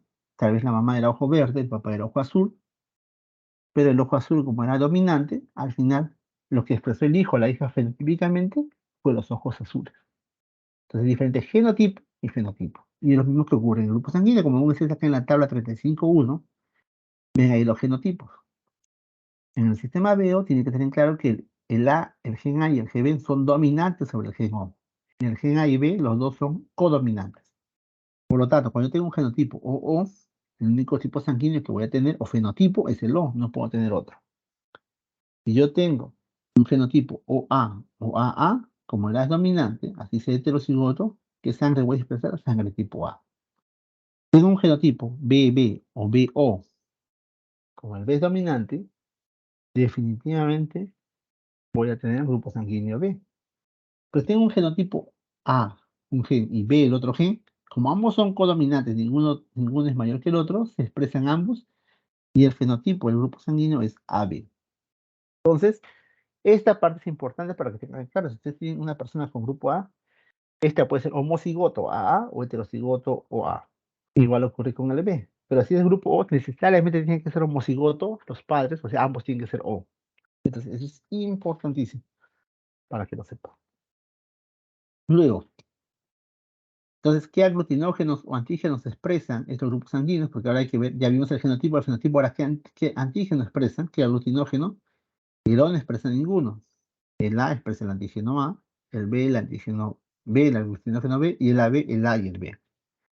¿Y qué aglutininas presentará cada sangre? Entonces nos vamos acá y vemos en esa tercera línea que dice, los anticuerpos contra estos se llaman aglutininas y no se producen si el aglutinógeno existe. Este principio, ¿qué quiere decir? Que si yo tengo un aglutinógeno presente, mi cuerpo no va a producir aglutininas contra este aglutinógeno. Quiere decir que yo, que soy grupo B, jamás voy a producir anticuerpos contra el grupo B. Produciré contra el A, pero no contra el B. Si en una persona que es grupo A, producirá anticuerpos contra el B, pero no contra el A. Si tengo una persona con el grupo AB, ¿contra quién producirá anticuerpos? Contra ninguno, porque tienen ambos. Y la ley dice acá, el principio dice acá, que si alguna aglutinina, algún aglutinógeno no produce anticuerpos contra este. Entonces, si yo tengo AB en mi glóbulo rojo, no voy a producir ningún tipo de anticuerpos, ningún tipo de aglutinina. Pero si soy grupo O, y si que no tengo ningún aglutinógeno, no tengo ningún antígeno, entonces produzco anticuerpos contra ambos. Entonces produzco aglutininas anti-A y anti-B. Y es lo mismo que dice en esta tabla, en la 35.1. El grupo A tiene aglutininas, que dicen anticuerpos anti-A y anti-B. El A tiene anti-B, el B anti-A, y el AB, como tiene ambos antígenos, no tiene anticuerpos contra ninguno de ellos, ¿no? Y eso es lo que hace la sangre AB sea el receptor universal, que se les llama receptor universal porque no tiene anticuerpos, y que el grupo O sea el donante universal porque no tiene aglutinógenos o antígenos. Otro punto importante en el sistema ABO, aparte del grupo O es el más importante, es que tiene que tener en cuenta que los anticuerpos se producen de manera natural. Las aglutininas se empiezan a producir desde el segundo mes de vida. Como ven ustedes aquí, en su tasa máxima de producción durante la primera decena de vida, durante las primeras décadas, de vida, primera y segunda década de vida. ¿Qué quiere decir esto? Que yo no requiero estar expuesto al antígeno para producir los anticuerpos. Yo, por ejemplo, soy grupo B. Si yo tengo un accidente y tengo que recibir sangre, no me pueden poner sangre tipo A. No me pueden poner sangre tipo B o sangre tipo O. ¿Y por qué? Si yo nunca he recibido transfusiones, ¿por qué ya tengo anticuerpos? Porque, ¿qué es la inmunología? Que yo para producir anticuerpos debo haber estado expuesto o en contacto con el antígeno correspondiente. Pero yo jamás recibí transfusiones, pero sin embargo, si me ponen grupo A, yo puedo hacer una reacción severa o hasta morirme, porque ya tengo anticuerpos. Y eso es porque en el sistema ABO, como la estructura del antígeno, de los antígenos del sistema ABO son carbohidratos y muchos de ellos muy simples, que se asemejan a los alimentos, a muchos alimentos, a muchas bacterias, naturalmente, por reacción cruzada, por mimetismo molecular, durante los primeros años de vida, como dice acá, se han ido produciendo anticuerpos. Se han ido produciendo anticuerpos. Entonces, en el sistema alveolo hay la presencia de anticuerpos o aglutininas naturales, anticuerpos naturales, que no han tenido que tener una exposición previa al antígeno. Es por eso que ya la persona ya viene cargado con esos anticuerpos. Y por lo tanto no puede recibir la sangre que no sea compatible con él. ¿Ya? Esa, no requiere esa, no requiere esa exposición previa. Es muy importante. Y los anticuerpos que se producen son en su mayoría IgM y también IgG, pero el principal es IgM. Mm. También es una característica particular del sistema ABO. Luego tenemos el sistema RH. El sistema RH, que es el segundo más importante. El sistema RH ya hay 6 antígenos, el A, B, el A, C, D, el A, C, D, el C, D y E, tanto mayúscula como minúscula, aunque el D minúscula prácticamente no existe, es un gen silente y por lo tanto, es un fenotipo silente, por lo tanto no, no está, no es vigente, no tiene mayor alteración o no se expresa. Los D es con mayúscula o los C, D, E mayúscula son los dominantes, ¿no? Y los minúsculas son los no dominantes. Entonces siempre te va a haber un par para cada uno, para cada pareja, ¿no? O sea, para cada hermano va a tener o C mayúscula, C minúscula, o D mayúscula, porque el D minúscula, como le dije, no se expresa usualmente, y un E mayúscula o un E minúscula. Pero de esos 6 antígenos, el principal es el antígeno D. ¿Por qué? Porque es el que tiene mayor capacidad antigénica. ¿Qué quiere decir mayor capacidad antigénica? Que es el que produce mayor respuesta inmunológica. Por lo tanto, cuando hablamos de RH positivo, si ustedes dicen, tú tienes sangre RH positivo, lo que se está diciendo es que que tienes el antígeno D positivo porque es el más prevalente y el más antigénico. Y si es RH negativo, lo que te están diciendo es que eres el antígeno D negativo, porque el antígeno D es el que determina la positividad o la negatividad del sistema RH, no servir, ¿no? Es el antígeno D. Entonces, el aglutinógeno es el antígeno D, el D, y es el que dice si uno es positivo o negativo. Y por lo tanto, las aglutininas anticuerpos estarán dirigidas contra el antígeno D. Y en el caso del sistema RH,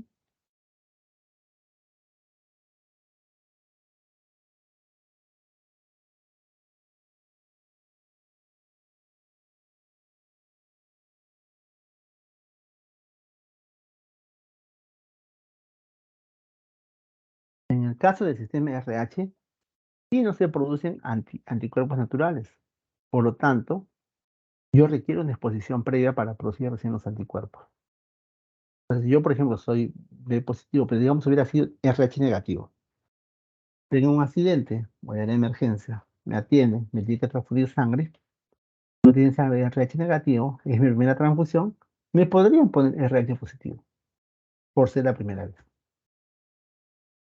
Pero no sé, me gusta tanto ese hospital que a la semana siguiente vuelvo a tener otro accidente y vuelvo a perder sangre. Y necesito una transfusión. ¿Me podrán volver a poner sangre RH positivo? Ya no, porque ya recibí una primera vez y ya mi sistema inmune empezó a producir anticuerpos. Por lo tanto, si me lo vuelven a poner una segunda vez, probablemente haga una reacción transfusional severa, ¿no? Por incompatibilidad. Entonces, en el caso del sistema RH, hay esa diferencia, ¿no? Que los anticuerpos son producidos previa exposición, a diferencia del sistema ABO. Es importantísimo que lo tengan claro. Porque, por ejemplo, eso es básico para todo lo que es transfusión, pero es básico también para la parte ginecostétrica, sobre todo obstétrica en el embarazo. El feto puede tener un grupo sanguíneo diferente, el bebé al de la mamá. Entonces, esto puede producir una incompatibilidad y un problema. Si la incompatibilidad es ABO, pero la mamá es grupo O y el bebé es grupo A o B o AB, hay una incompatibilidad. Pero como ya hay anticuerpos naturales, porque ya existen los anticuerpos del sistema BO. El bebé puede tener un problema desde el primer hijo, ¿no? El primer hijo puede tener algo más de hemólisis o de ictericia por esa incompatibilidad, porque algunos anticuerpos durante el parto se rompe la placenta y esa barrera placentaria que era indemne, no dejaba pasar nada, se rompe y los anticuerpos de la madre pueden pasar hacia el bebé y destruirse en glóbulos rojos. Desde la primera gestación, porque la madre no requiere exposición previa para producir anticuerpos, cuando hay incompatibilidad del sistema ABO.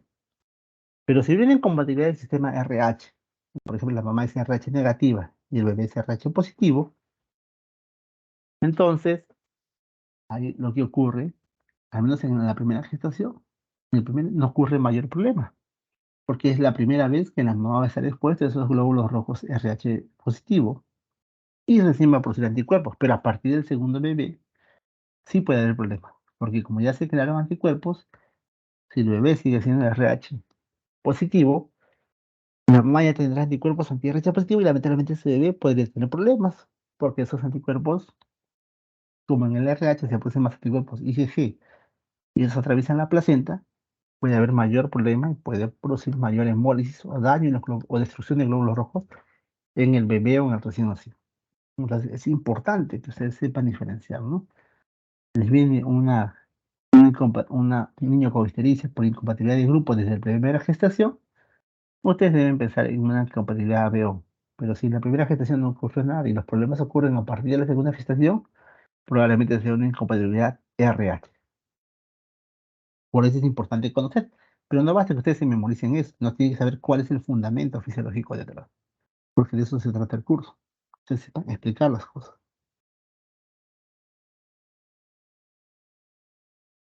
Luego, los grupos sanguíneos están relacionados con muchos factores, predisposición a diferentes enfermedades, simplemente estudios epidemiológicos.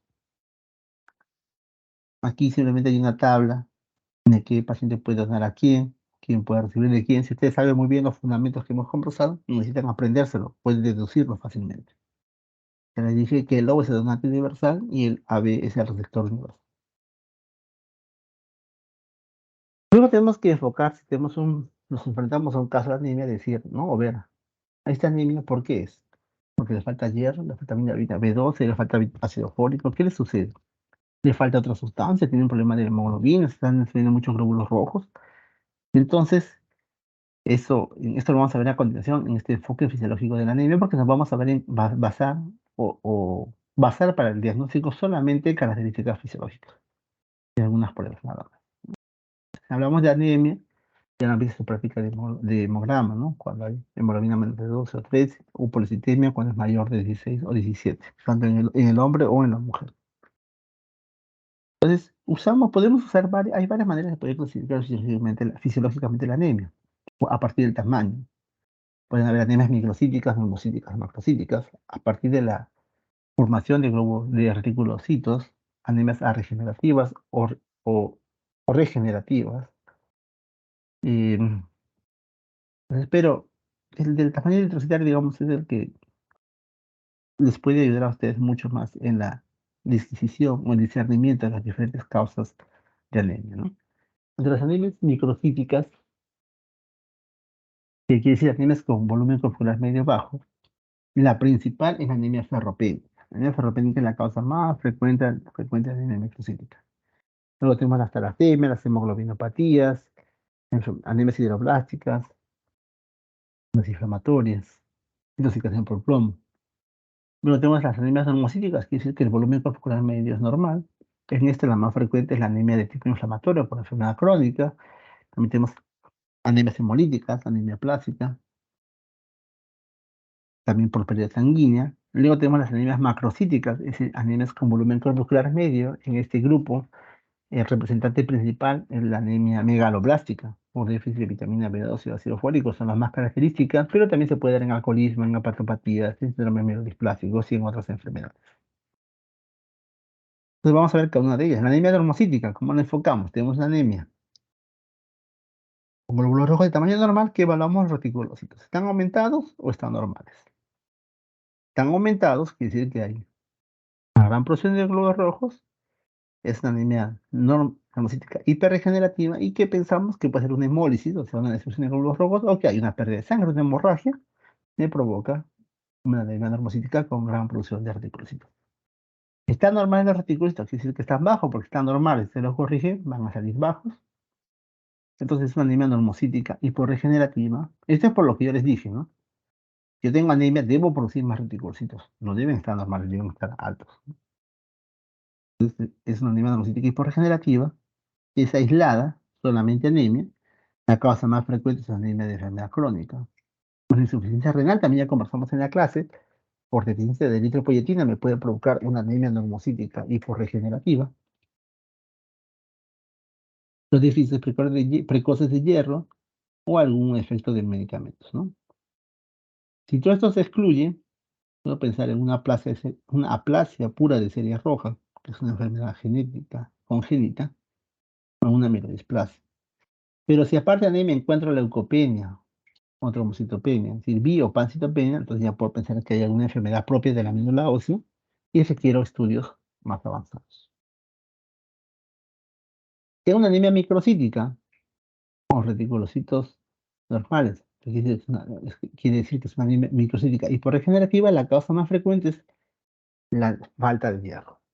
Entonces, ¿cómo compruebo esto? Pido unos exámenes para ver cómo está el hierro en la sangre. Un examen de ferritina, de hierro y porcentaje de saturación. Si todo está bajo, compruebo mi diagnóstico y sé que le falta hierro. Está normal, ¿qué debo hacer? Hago un examen especial que la van a ver ustedes en la práctica, que se llama electroforesis de hemoglobina o hemoglobinograma electroforético.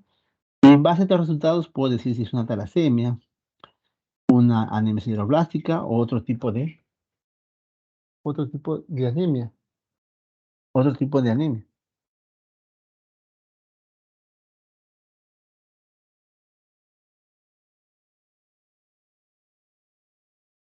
Si tengo reticulocitos aumentados, si tengo reticulocitos aumentados, pienso en una anemia microcítica hiperregenerativa, miro la lámina periférica.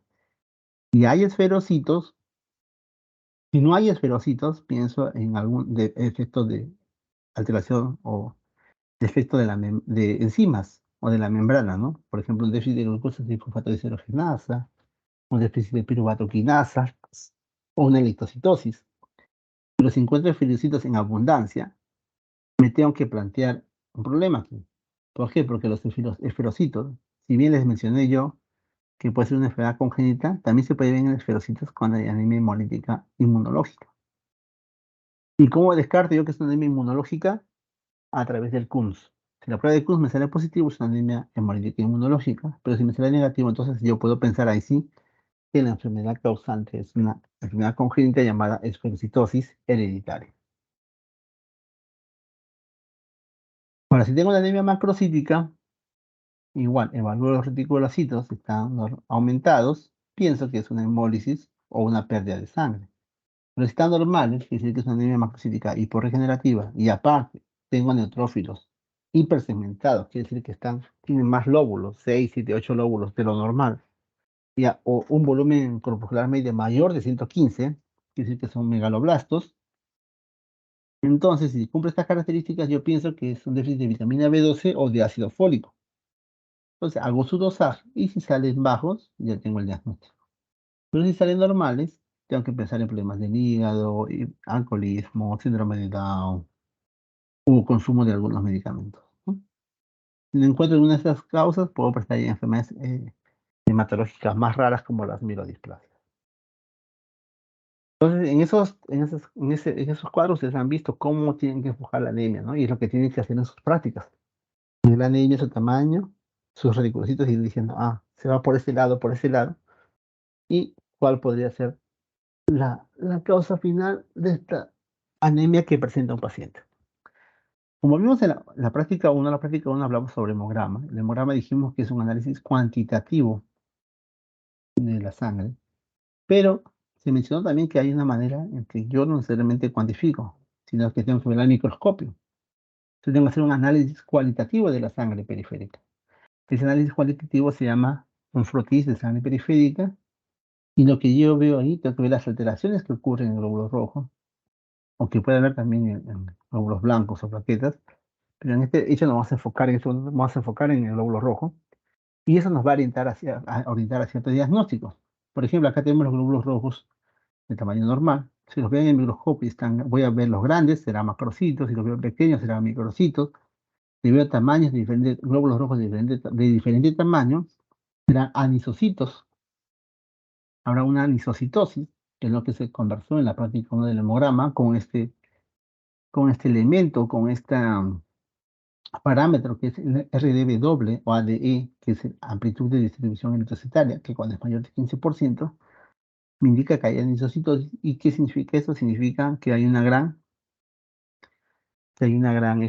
variación en el tamaño de los glóbulos rojos.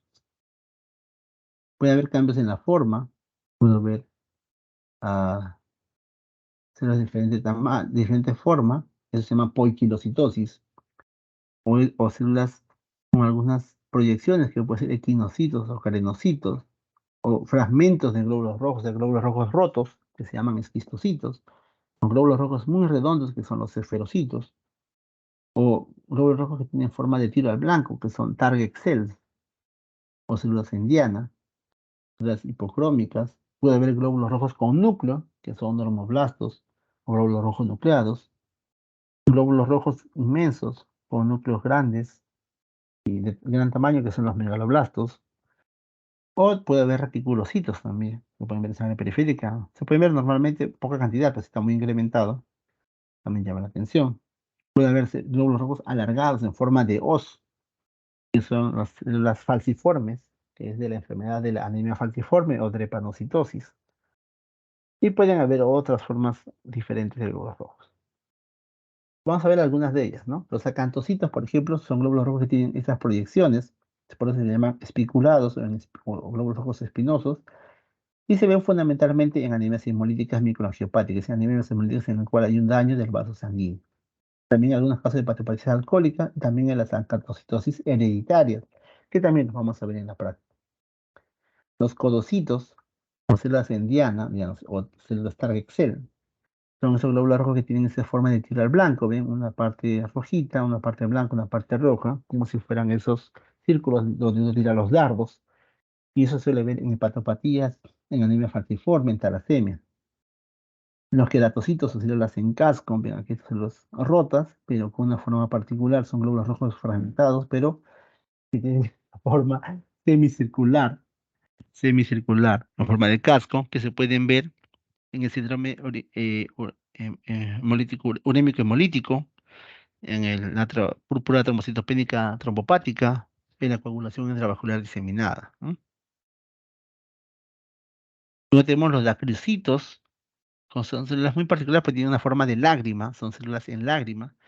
Las células en lágrima se pueden ver en mielofibrosis, que es decir, cuando hay una fibrosis de la médula ósea, y por destrucción de esa médula ósea, por esa fibrosis, empiezan a salir a la sangre esos glóbulos rojos en forma de lágrima. También se puede ver en las talasemias, sobre todo en la talasemia mayor, se puede ver dacrocitos. Los drepanocitos o células falciformes, o sickle cells, son característicos de la anemia falciforme, es decir, de la hemoglobina S, que también lo vamos a ver en la práctica. La hemoglobina S produce estos glóbulos rojos alargados en forma de hoz, que son los drepanocitos, están presentes en esta enfermedad llamada anemia falciforme.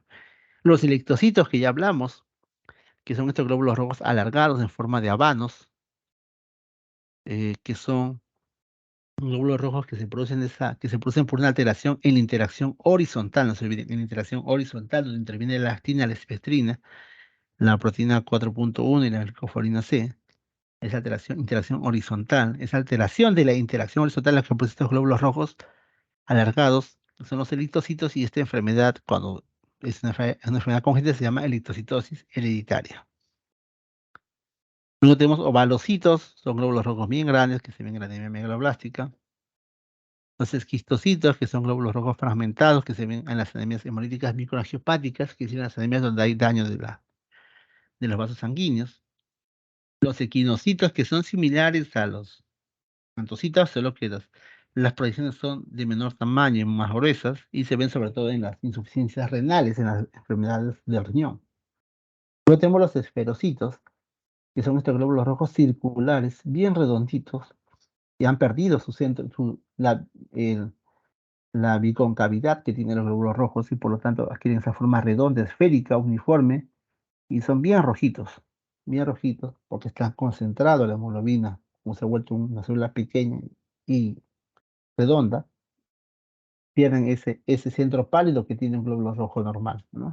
Y eso se ve cuando hay una enfermedad que se llama esferocitosis hereditaria, y como les mencioné en la clase previamente, que se debe fundamentalmente a una alteración de la interacción vertical, quiere decir una alteración en la interacción entre la espectrina o la proteína banda 3 o la alquilina o la proteína 4.2. Todas esas alteraciones pueden provocarme la esferocitosis hereditaria. Interacción vertical, no se olvide. Luego tenemos los estomatocitos. Estomato- estomatocitos, que son estos glóbulos rojos que tienen una forma de boca, por eso se llama estoma, viene de boca, en forma de boca. su centro blanco, su centro pálido, en vez de ser redondito, es alargado como una boca, como un estómago, por eso el nombre de estomatocitos. Y se ven enfermedades como la estomatocitosis hereditaria, que se van a ver también en la práctica, o también en enfermedades del hígado o en el alcoholismo. Los megalocitos, que ya son glóbulos rojos, como los ovalocitos, pero mucho más grandes, y se ven en las anemias megaloblásticas. Luego tenemos algunos fenómenos importantes como el rouleaux o pilas de moneda, que ven ustedes aquí, que los glóbulos rojos se empiezan a juntar y a pegar como si fueran monedas una tras otra. Eso se suele ver cuando hay un exceso de proteínas en la sangre y eso se ve en una enfermedad que se llama mieloma múltiple o cualquier enfermedad de las células plasmáticas que producen inmunoglobulinas y por lo tanto hay una alteración y gran producción de estas proteínas, de estas globulinas, hace que estas glóbulos rojos se agreguen, se peguen y forman estas formas en forma de pilas de moneda, como si fuera una gran cantidad de monedas, un cúmulo de monedas que se llama rouleaux, ¿no? Y se ve en esta enfermedad mieloma múltiple, es muy característico. Los poiquilocitos o diferentes formas, ¿no? Glóbulos rojos alargados, ovalados, redondos. Cuando hay una gran variación en la forma se llama poiquilocitosis. Se suelen ver en mielodisplasias.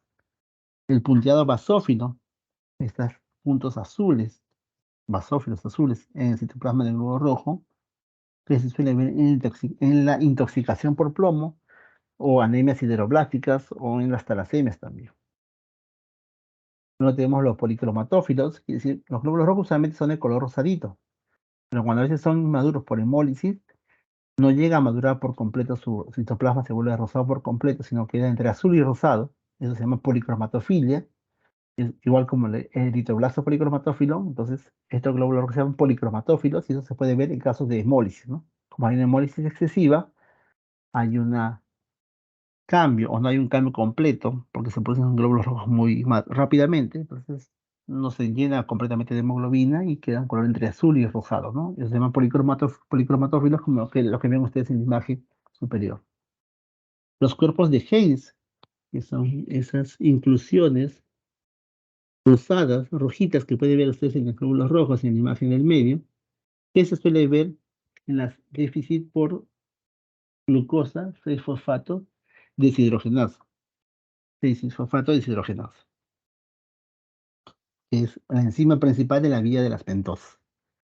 Luego tenemos los cuerpos de Howell-Jolly, que son esos cuerpos únicos, basófilos azules, unas inclusiones únicas, que se suelen ver en casos de hipoesplenismo, y que indica envejecimiento eritrocitario. El hipoesplenismo es cuando el vaso funciona menos de lo normal o no hay vaso, o el vaso está ausente. Entonces, como no hay vaso o el vaso está funcionando deficientemente, por lo tanto los glóbulos rojos no se destruyen cuando deben destruirse en sus 120 días, vive más tiempo de lo normal. En ese envejecimiento puede haber la presencia de esas inclusiones que son los cuerpos de Howell-Jolly. Bueno, eso es todo, alumnos de la clase. Estas preguntas eh, son importantes también que las revisen en la clase teórica y las resuelvan, porque les va a servir bastante para las evaluaciones y sobre todo más importante que la evaluación, es para que ustedes aprendan, ¿no? Espero les haya servido. Gracias.